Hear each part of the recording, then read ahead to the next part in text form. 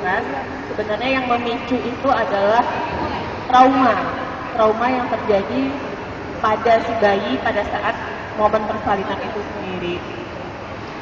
Dan mungkin nanti di sini Mas Reza bisa membantu menjelaskan pada kita semua bagaimana proses persalinan kok bisa traumatis dan trauma seperti apa yang mungkin kita semua udah lupa, kita semua mungkin nggak sadar masa sih persalinan gue traumatis, buktinya saya ngerasa baik-baik aja gitu.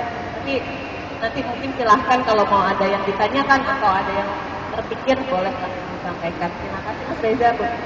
Lanjutkan. Thank you Mbak Brita, selamat pagi semuanya. Saya mungkin akan langsung meneruskan saja, tadi pengantarnya sudah baik sekali. Beberapa hal yang saya ingat sekali mengenai pengantaran Mbak Brita yang barangkali lain mendapatkan penekanan adalah kehamilan dan persalinan itu bukan penyakit. Maka dia bukanlah peristiwa medis yang harus di rumah sakitkan. Sebenarnya, kehamilan itu bukan penyakit, melahirkan juga bukan penyakit, ya.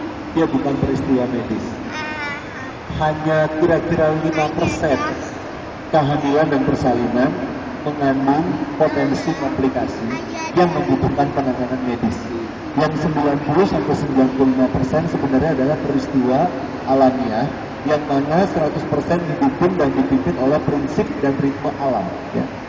Mungkin saya akan pakai analogi yang agak bau di pagi hari, yaitu analogi buang air kecil dan buang air besar.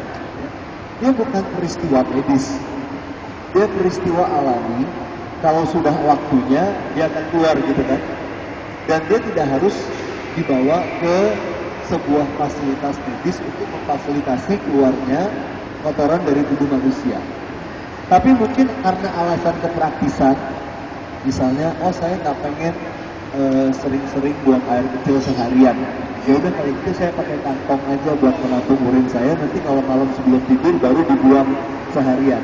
Pasti ada konsekuensinya kan, karena memaksakan peristiwa alam seolah-olah sebagai peristiwa medis.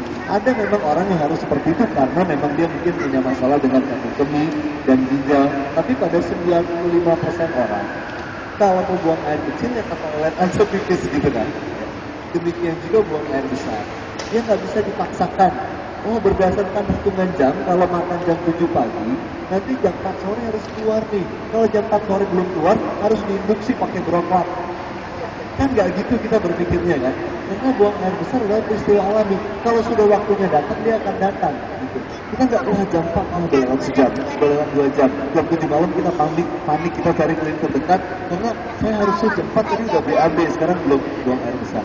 Jadi kalau maaf saya menggunakan analogi seperti ini karena saya mau menggarisbawahi betapa absurdnya melihat kehamilan dan persalinan sebagai peristiwa medis kala most of the time dia bukan peristiwa medis. Nah, konsekuensi daripada melakukan peristiwa alam sebagai peristiwa medis pasti ada eksesnya, ya. Tadi Mbak kita sudah menjelaskan bukaannya jadi terlambat, ada komplikasi. Nah, mungkin saya mau menceritakan lebih spesifik ke mengenai trauma persalinan atau birth trauma. Ya. Jadi untuk menjelaskan birth trauma, mungkin kita harus ngerti dulu bahwa setiap peristiwa yang ada dalam hidup kita itu terekam kuat di dalam sistem saraf dan batin kita. Rekaman ini akan diulang-ulang sepanjang hidup kita dan rekaman ini kadang-kadang diulangi di bawah sadar sehingga kita nggak ngeh rekamannya apa. Ya. Misalnya pakai analogi misalnya pacaran, kalau Anda pernah sangat disakiti oleh lawan jenis karena dia berkhianat, mungkin di 10 pacaran berikutnya, kelihatannya 10 pacaran berikutnya baik, tapi rekaman bawah sadar Anda, cowok nggak bisa dipercaya, cowok nggak bisa dipercaya, cowok nggak bisa dipercaya. Dan itu mempengaruhi kecurigaan Anda, security Anda, kemampuan Anda untuk trusting, bonding, dan membina hubungan yang hangat. Ya.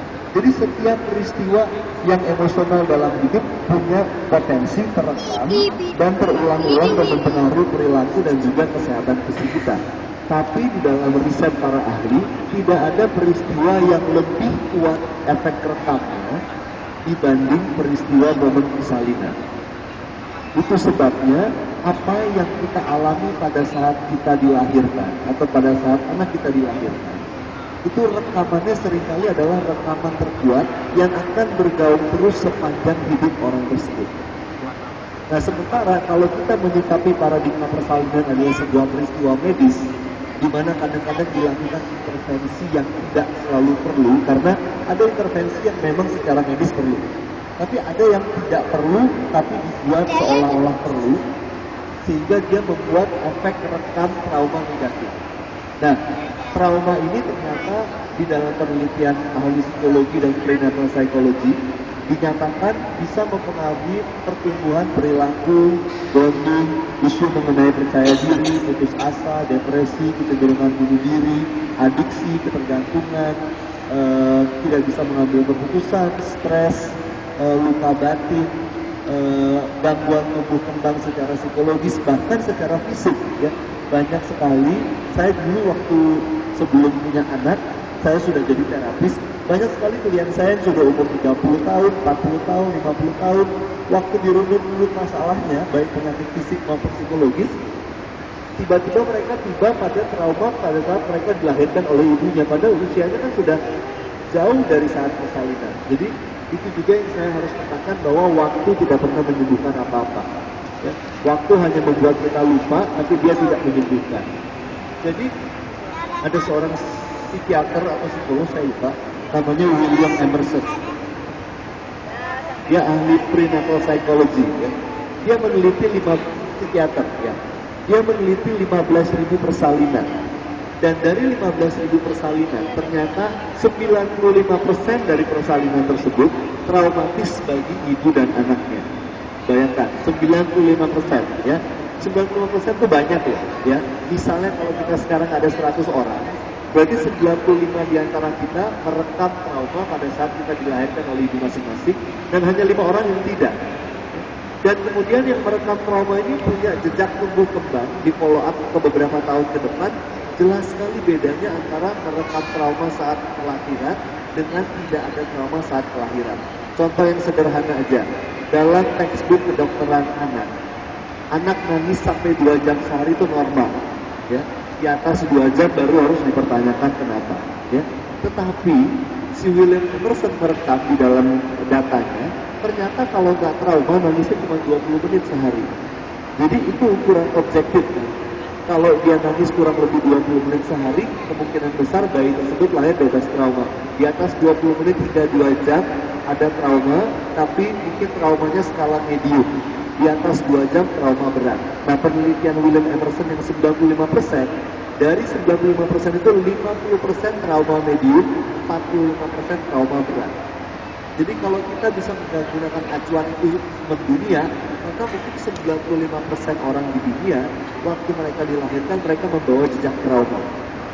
Nah, problemnya dengan trauma ini adalah rekaman yang ada di saraf dan batin akan menghambat potensi kesehatan batin maupun kesehatan fisik, dan juga potensi kecerdasan dan cinta kasih yang bisa muncul dari si janin. Kan janin itu cirinya apa sih? Dia lahir penuh dengan potensi gitu, ya.